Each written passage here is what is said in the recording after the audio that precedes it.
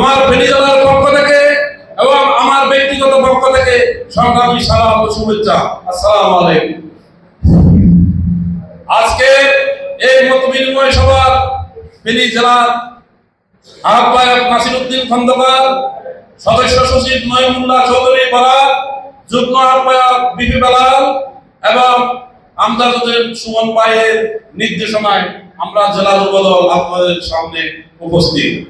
আমরা আজকে বেশি কথা বলবো না, আমরা বলতে চাই আপনারা এই জেলা নির্দেশনায় জেলা নেতৃবৃন্দকে প্রত্যেকটা ইউনিয়নের সভাপতি, সেক্রেটারি এবং যারা এই ওয়ার্ডের সেক্রেটারি সভাপতি হবেন সকলকে ঐক্যবদ্ধভাবে সম্মিলিত করে আপনারা প্রত্যেকটা ইউনিয়নে যুবদলের সদস্য সংগ্রহ কার্যক্রমের অনুষ্ঠানে ঐক্যবদ্ধ সবাইকে উপস্থিত রেখে শুরু করবেন ইনশাআল্লাহ।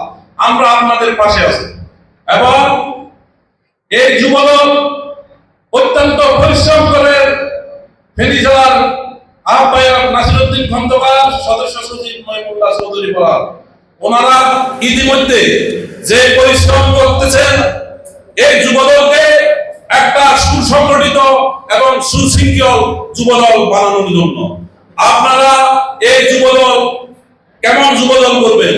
আপনারা যারা নেতৃবৃন্দ আছে আপনাদের পাশে কোন আওয়ামী লীগের দোষরকে আপনারা সদস্য ফরম দিবেন না।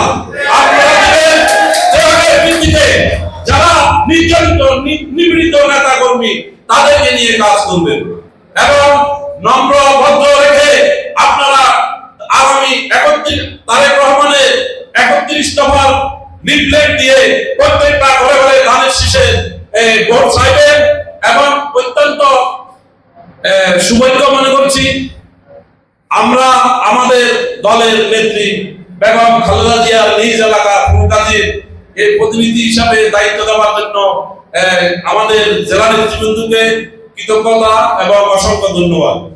এবং আপনারা সবাই ঐক্যবদ্ধ থাকবেন, কোন মতবিরোধ নিয়ে আপনারা যুবদলের কার্যক্রম অংশগ্রহণ করবেন না। দলের সাথে এই নির্বাচনীয় মুখী আমাদের এই বাংলাদেশ, আমরা ধানের শীষে প্রার্থীকে সর্বোচ্চ আপনার পরিশ্রম দিয়ে জয়যুক্ত করবেন। আপনারা একটা সৌভাগ্যবান ব্যক্তি যিনি নির্যাতন নিপীড়নের মাধ্যমে দণ্ডীয়মান একটা নেতা আপনারা পাইছেন, আমরাও পাইছি। তিনি আর কেন, তিনি হচ্ছেন ঢাকার উত্তরের সভাপতি রবি গোপাল নজরুল ভাই। নজরুল ভাইয়ের ওই নির্দেশনায় ঐক্যবদ্ধ থাকবে এই আশা ব্যক্ত করে আমি আমার বক্তব্য শেষ করছি। বাংলাদেশ জাতীয়তাবাদী যুবদল জিন্দাবাদ। শহীদ প্রেসিডেন্ট জিয়াউর রহমান অমর হোক, বেগম খালেদা জিয়া জিন্দাবাদ। তারেক রহমান আসবে ফিরে বীরের বেশে বাংলাদেশে।